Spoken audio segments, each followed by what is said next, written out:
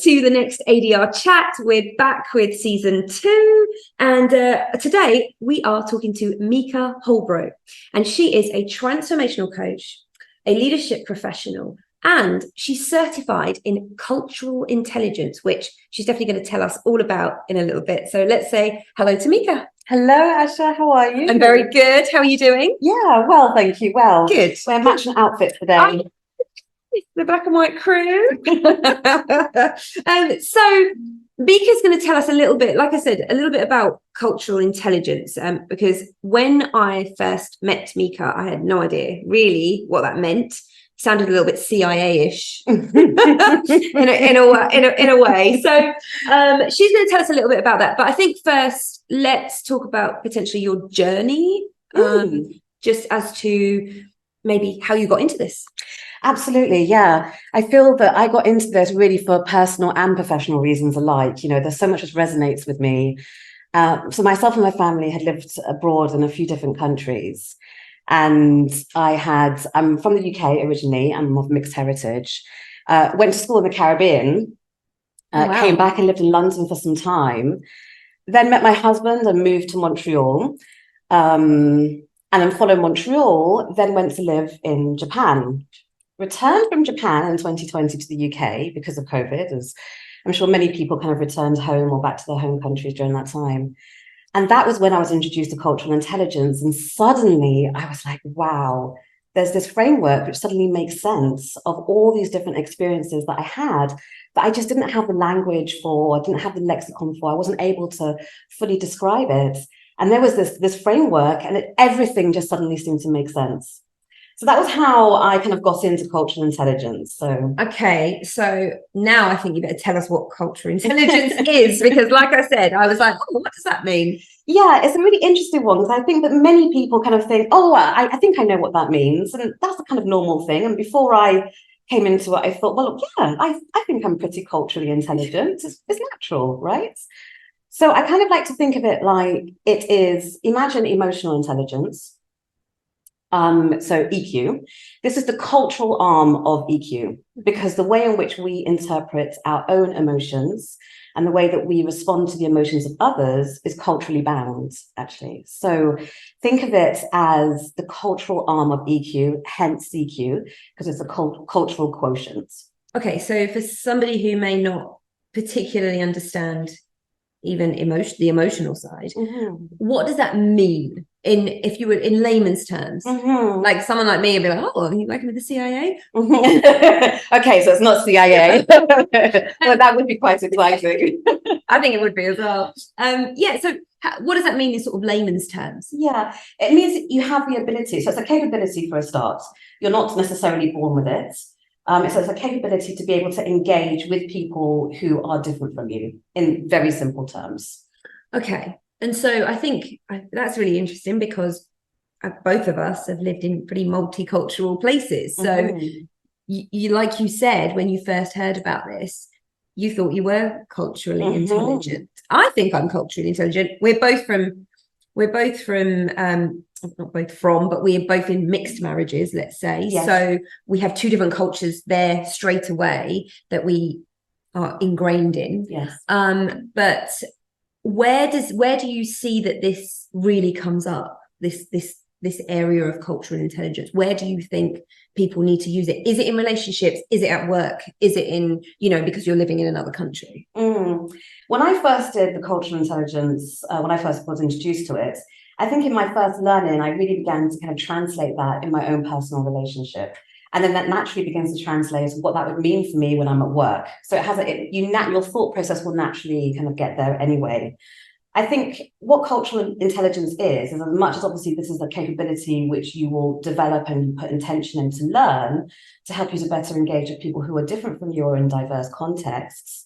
What it means is that quite often when we're engaging with somebody who's different from us, we think, oh, okay, I know maybe what's about to happen. You don't really plan for those situations. And you just think, well, maybe that person will just accept me for as I am, and I'll accept that person for how they are.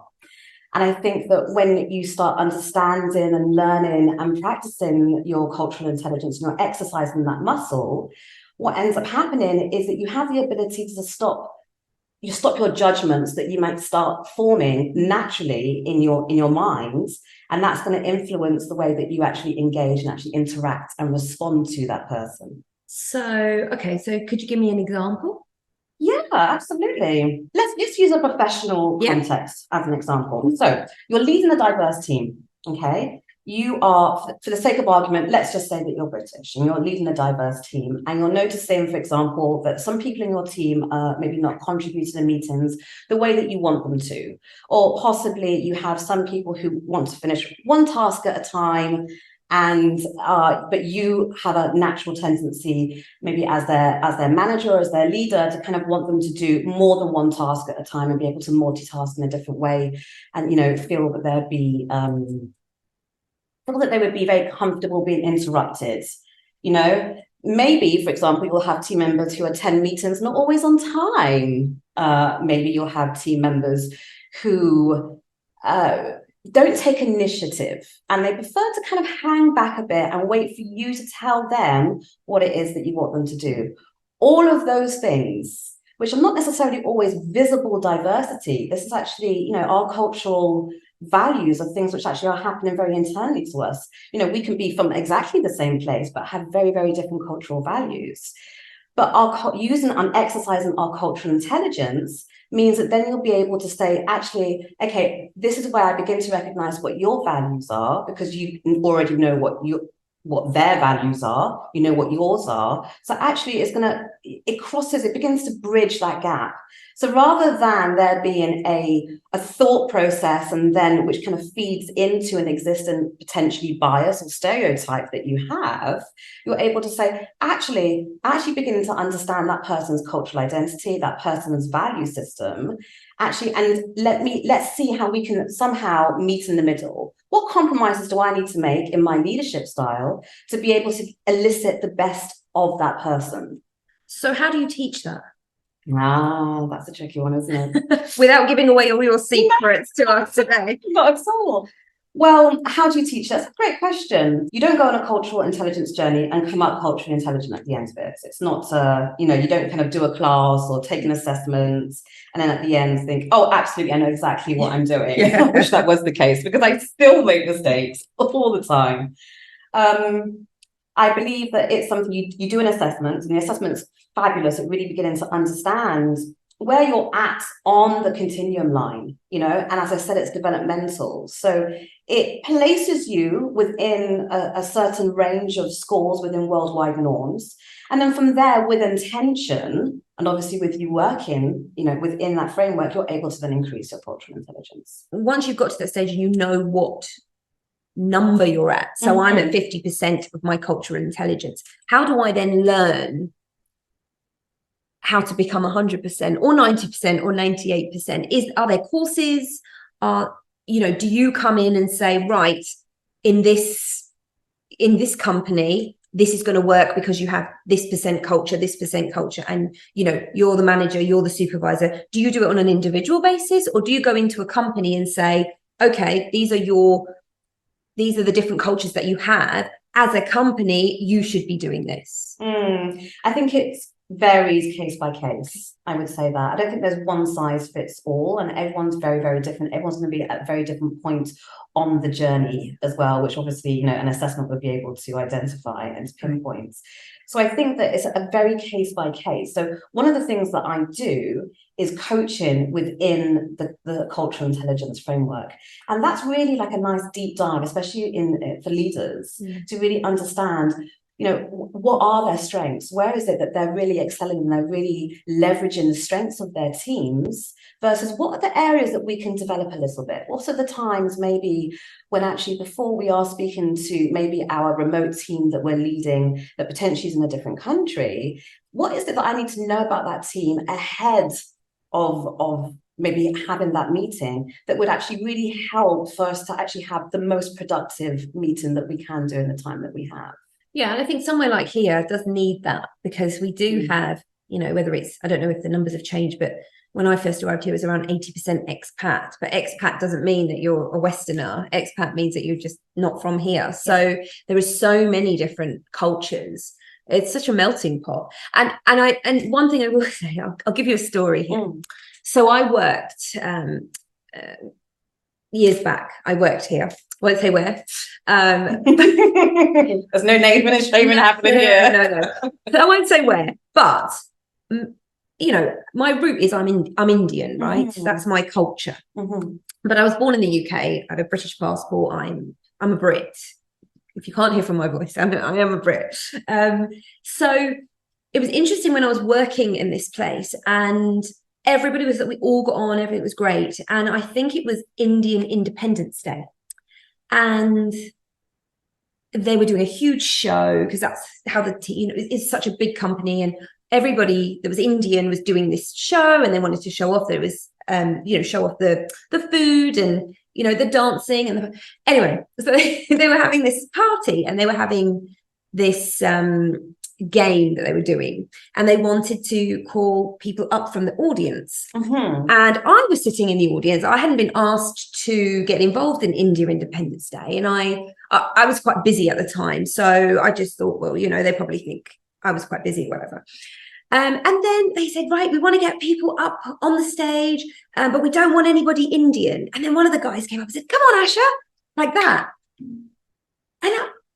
And for the first time, I was like, oh my goodness, like I am, but I'm Indian, I was actually taken aback. And he said, no, you've got a UK passport. And so what I found at that point was that even though my skin color is the same, even though I could probably speak the same language, anybody from in that particular environment that was from India didn't actually see me as Indian because I held a UK passport. And I just found that fascinating. And culturally, I was almost, oh my God, I'm almost offended because I am Indian. My culture's Indian. But my Indian culture is obviously so far removed from what their Indian culture is that they don't see, even though I see that we're the same, they don't see that we're the same. And I've just found that fascinating. I got over my initial shock, and I think I was wrapped in toilet roll or something. I can't remember what it was, what the game was, but I was wrapped in toilet roll. But yeah, it was fascinating because in myself, of course, I would put myself in that same camp, but that camp doesn't see me as the same. How did that feel for you? I was quite shocked because I was like, oh, wait a minute, I am Indian. Then I thought, oh my God, am I not Indian enough? Do I not? Maybe I don't, because I am a Brit. I am a Brit. I'm married to an Englishman. I was born in England, and yes, I can cook Indian food. We celebrate all the different Indian events that happen. But maybe I'm not.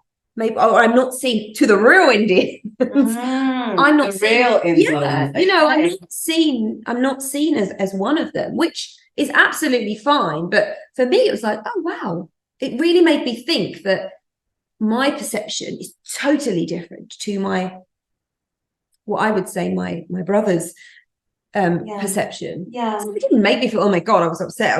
I was upset. It just made me realize that what I see is so different to what they see in me. Yeah, and I think that what you touched on is a really interesting point there, because our cultural identities, they're not defined in boundaries. And I think especially when you work for long periods of time in different countries, as I've lived and worked across 4 different countries now, your cultural identity, there is a shift that happens. It's a very gentle shift, and you may not necessarily be able to articulate it or notice it, within the first few years. But our identities and our value systems they're not strict constructs which don't move and don't bend and don't flex. There is, and we change and we evolve and we grow, right? And I think that in that situation that you just shared, which has stayed with you, is this ability to see now that actually this cultural grouping that you felt that you belonged to and were accepted by, possibly are seeing you now slightly differently. Now, what does that therefore mean for your sense of belonging and your sense of feeling included within that group? And I would say, and I would maybe challenge here, that as much as, yes, your cultural, your heritage is Indian, you're also shaped by the culture of being British. And you're also shaped by the culture of being a British Indian living and working in the UAE and what that means for you as well. Yeah, I would totally agree with that, because I do feel, you know, my parents came from Africa to England, and I would say they embraced the culture. They truly embraced it to an extent that we spoke English at home. You know, we did things that were seen, that the culture that they'd entered into would see as acceptable. So I think that's always been the case, and I think that's kind of within, you know, me being brought up. That's kind of instilled in me that when in Rome, right? It's that phrase, and we've come here, and things are so different to England. However, 11 years on, we're still here. We embrace the differences and we work with the differences to the best, to make it the best place that it can be. And that's not just me as a British Indian. That's my husband, who's an Englishman. You know, and then we've got a daughter who was born here. So her cultural reference is really only here unless we go home. Yes. And that I think that she will have more cultural intelligence now than maybe we have had in our last 20, 30 years, because she's been brought up in a place that, how can I put it? She's a Brit. She's half Indian, she's half English, and she's brought up in a country that her parents were not brought up in. But then I feel like I actually went through the same thing, because my parents, I wasn't brought up in the same country my parents were born. So it's history repeating itself, actually. But isn't that, to me, that is such a wonderful explorative, is that the word? Explorative universe to be in, because I feel that if you are not surrounded by different cultures, you can't not just develop your cultural intelligence, you can't develop as a person to go out into this world and be not accepted. That's not the word, but I do think accepted as well, because I think that it's really important to have an idea of what's going. You know, I could have sat at home in England and watched EastEnders, and that would be my cultural reference. Yes. You know? Yes, absolutely. And I think now, even, I'm going off on a tangent here, but even things like Netflix, people are watching programs with subtitles or with the voiceover, Korean shows, Spanish shows, Nigerian shows. You know, that we're all watching them because they're of interest and we have access to it, whereas 50, 60, 80 years ago you didn't have access. Exactly. And we're in incredibly great position. But anyway, I am talking too much. This is about you. Not at all. And I think all of your points are so valid. I think that as technology has just taken just huge leaps and advancements, and we all know currently, you know, what's happening with AI. The fact is that, you know, in 20 years' time, there's actually, and I know this statistic actually comes out of America, there's not actually going to be one dominant race. So in 20 years' time, the majority in terms of racial diversity is actually going to be of mixed people who are of mixed heritages. And that's very, very interesting because, you know, just the advancement even with travel. So developing our cultural intelligence is a necessary and quite critical skill for how we're going to be successful going forwards. Absolutely. There's definitely no doubt about it. Yeah, I think you're absolutely right. And we are in it. We are in it. We're living it. We're definitely living it in the UAE. I think the UAE is just an incredible place where I don't think I've ever lived anywhere that's been this mixed before. I mean, I spent years in London and thought, gosh, yeah, London's like a real melting pot, like nowhere even touched London. But I had lived following that. However, moving here, it's just staggering, actually, just how much diversity is around us in terms of where people are from.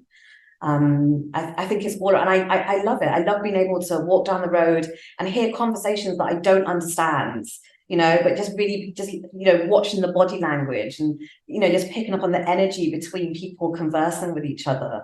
And then, walk up just a few steps after that and hearing English spoken in various different accents and dialects from around the world.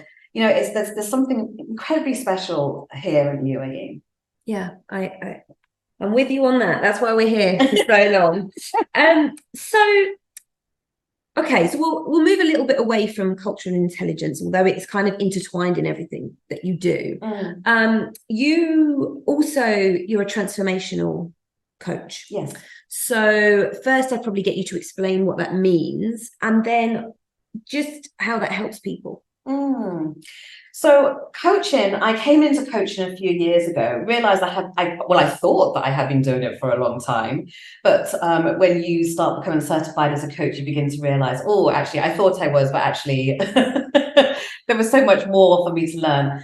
I believe that being a transformational coach is actually quite a commitment to myself to constantly learn. I think that's what coaching is, because as you expand in your thinking and you're able to think about the way that you're thinking and challenge your own thinking, you can then encourage other people to do that too. And that piece, the transformation, comes in all sizes and in all forms. It doesn't look the same for me as it necessarily would do for you. But the ability to be able to rethink the way that you're thinking can have a massive impact on the way that you make decisions, on the things you want for your life, and the way that you move forward towards those goals. Is that for people who are going through a change, I don't know, in their relationship or at work, or suddenly they've got new responsibilities, they become a mum, or, you're doing it for everybody, or, is it a specific industry? Sure. So I do some life coaching. Yes, I'm a life coach and also do executive coaching with the cultural intelligence.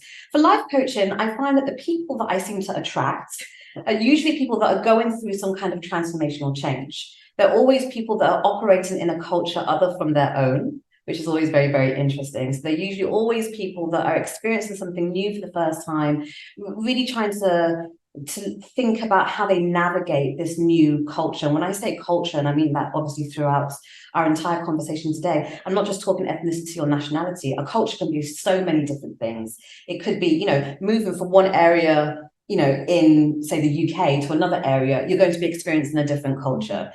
Our generations, I think that we're from the same generation, we have a particular mindset which maybe have a commonality throughout many people within our generation, the way that Gen Z have a completely different one, So those are the people that usually tend to come to me, people who are operating in a different culture, people that are usually going through some kind of transition, people who have possibly started a new role within an organization, people that are trying to navigate a conflict in some of their personal relationships as well. Those are the people that tend to come to me, because what happens on the other side of that challenge is, with me anyway, I think my motto for coaching is I try to make uncomfortable conversations more comfortable. So asking the uncomfortable conversations.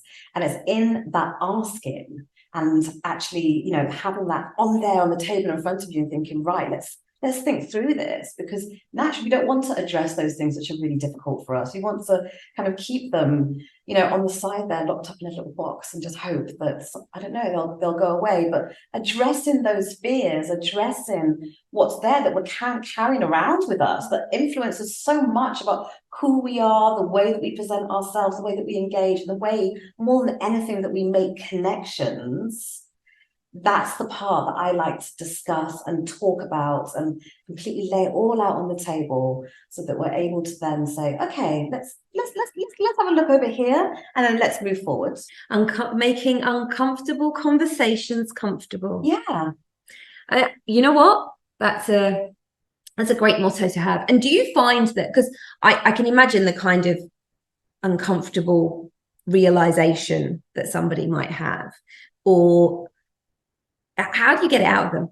How do you make them say that uncomfortable thing? I think it's all based in the connection.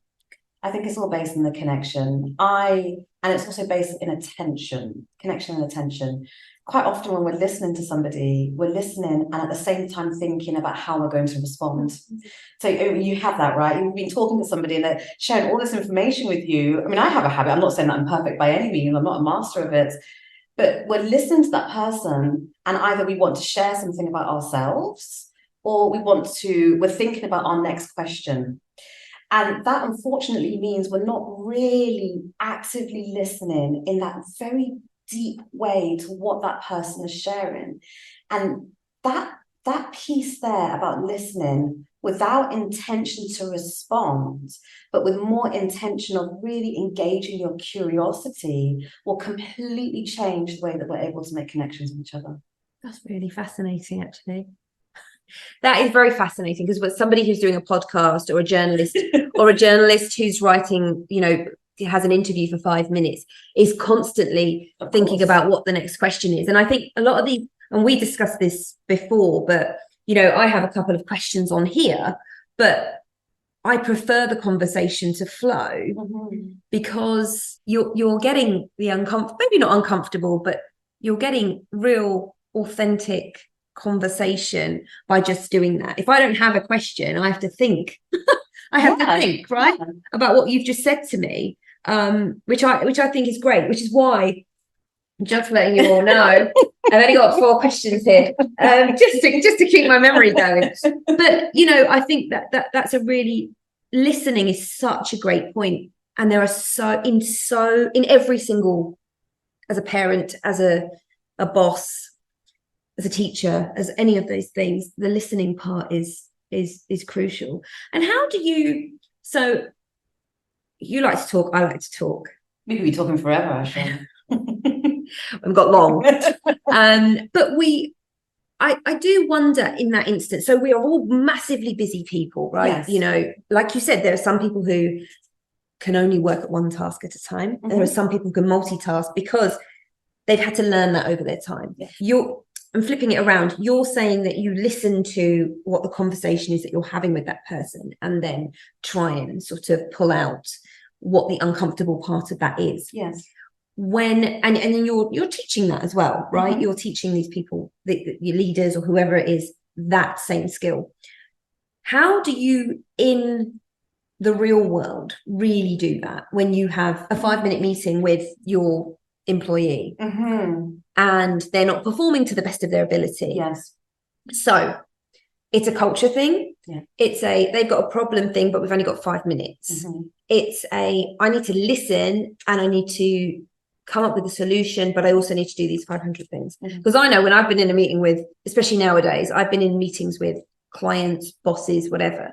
People are in the meeting, but they're also emailing because they haven't got enough time because they've got to go to another meeting after this. Absolutely. How would you suggest that people manage all of that?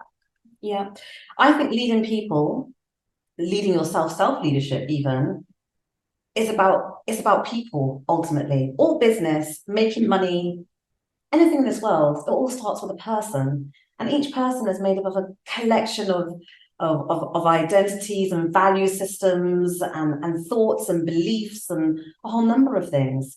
And yes, I think in this world, we're under extreme time pressures, and always with a task to be completed. So how do you get the best out of that person within 5 minutes? Honestly, some people, it's just the truth of it is that it's not going to take 5 minutes. And it really depends on whether you're willing to make that commitment to say, actually, my responsibility, and really I think the primary responsibility of any leader is to ensure that they are developing and engaging the people that they lead. That has got to be the top priority, because once you master that, then everything else will just flow.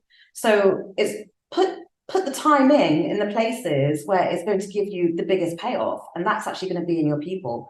5 minutes might not cut it, in all fairness. I wish there was a 5-minute answer, but there are other answers. And if you can't do it, then, maybe pay someone who can do it and kind of give that person the time to, begin to work out their own path in their own, self-leadership. Yeah, you're right. It can't be done in 5 minutes. No. And that's an honest answer, actually, because there would be a lot of people that would say, well, you know, you can ask these questions and you probably will get an answer in 5 minutes. But you're right. It takes a long time for somebody to say that uncomfortable thing. It does, because it takes a long time to build trust. And I think people who are able to better understand themselves, people who are able to have high levels of cultural intelligence, emotional intelligence as well, because these are not siloed concepts, they're things which obviously work in tandem with other ones. Those people are able to elicit trust from other people easier, you know? And so as a leader, it's important for that person to trust you. Some people, it takes longer than it does with other people. So taking the time to build that trust and the connection, that's the crucial part for any interaction, whether that be business or otherwise, to be successful. Yeah. So how do people get hold of you? How do people contact you? How would we find you? Through you. Yes, all the details.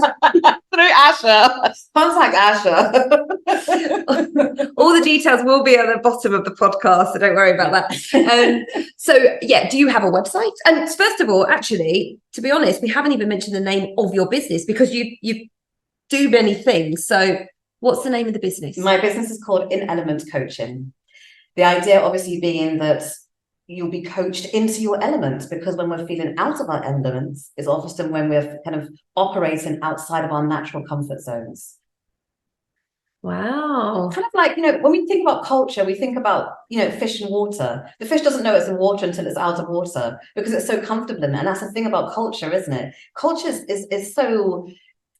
we don't know what it is until we kind of almost step out of it. We don't realize how different the way that somebody else can think until we possibly go and visit somewhere where they're from. Then we have a completely different perspective, and we're like, oh, we do things really differently where I'm from.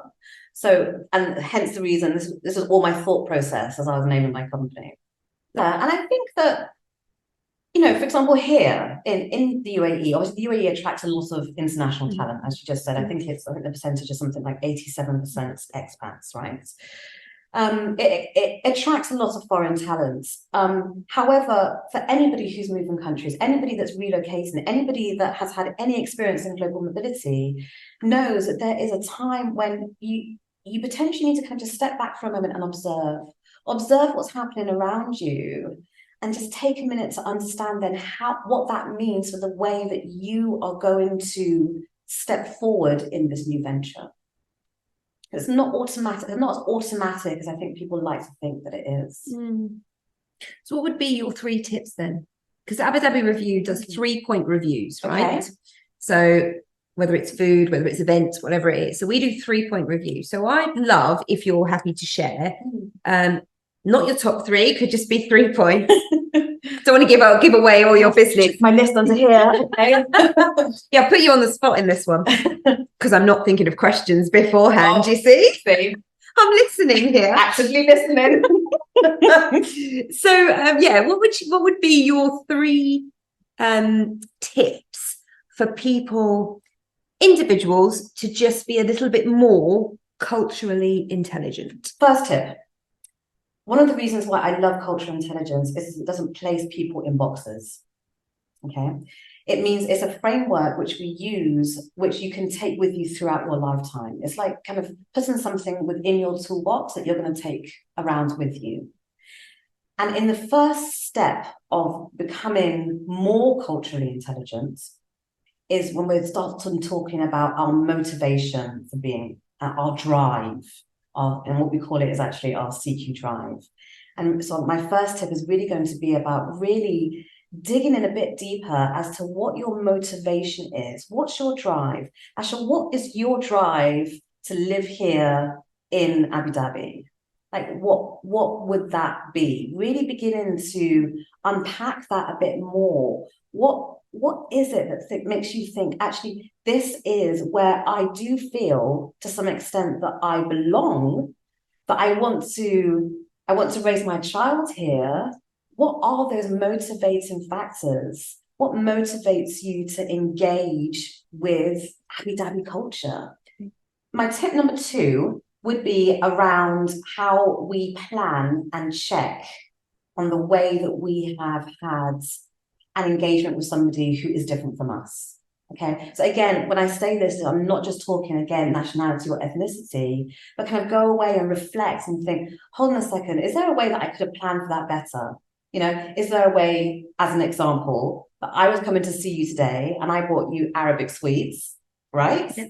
But was that maybe it shouldn't have been Arabic sweets? Maybe I should have bought something that was more aligned with your background. Then it should have been Indian sweets. So I think the idea is for us to, because quite often when we're about to kind of walk into, it could be anything, whether you're delivering a presentation or whether you're having a one-on-one engagement with somebody who is different from you. What is it that you know about that person? What is it you know about the culture that they're from? What is it, you know, if I was beginning to have a conversation with somebody who was 25 years younger than me, I would actually adjust the way that I spoke in order to be able to form a better connection with that person. In the same way, if I was having a conversation that was of someone of a different ethnicity, again, looking at what it is that I need to know ahead of that situation that's going to make that engagement and building that trust easier. Tip 3, I'm thinking on my feet here. Okay. I have to say, I would say the third one, for somebody who wants to actively develop their cultural intelligence, is actually spend some time reflecting on their own cultural identity. Because quite often we don't spend a lot of time thinking about that. And it's not really until we have a deeper, more complete sense of who we are, and we really begin to engage with somebody else. So the third one, which probably is the most important one, because all change starts with yourself. You know, no matter what framework you're using, it all starts with you. It has to be something which is internal. And so beginning to understand yourself, beginning to understand where you're from, what privileges that's allowed you in your lifetime, because there's so many that we have, what that means for somebody who you're engaging with, because that's the critical piece, and really beginning to understand how you can better form those connections. So it's really in a self-reflective piece. Now that's really hard to do. Like, this is no small thing. I don't sit there and kind of like write out 5 things and think, oh, right, okay, I think I really get it. But because culture is something that we can't see, and it's something which we almost as an expectation sometimes that other people will just get it, or that person will just get me, that's really not very true. That's not, that the accuracy is actually missing in that statement. Everybody comes into life and views life through their own cultural lenses. That's how we see things. How, we both can sit here right now and look at an engagement that's happening over there and have 2 very different interpretations from that, just based on the differences of our cultural identities. So really beginning to unpack what yours are, so that it can help you moving forward and how you then respond, engage, and interact with someone else. Okay, yeah. 3 great tips there. There's actually a lot to do to even get to maybe the first step. Homework. Yeah. All right. Well, we're going to finish this up, but all the details for Mika and her company and her coaching and cultural intelligence, there's a lot. It will all be underneath the podcast and within the social media handles as well. And we'll describe everything that she does, and you'll be able to get hold of her. She's based in Abu Dhabi, so it's even better. So give her a shout if you are in that process of any transformational change, because everything that she does, I think, is really intertwined.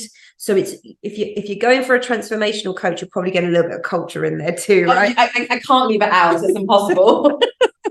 All right. Thank you so much, Mika. Asha, thank you. You're so welcome. And we will see you on the next ADR chat. Bye. Bye.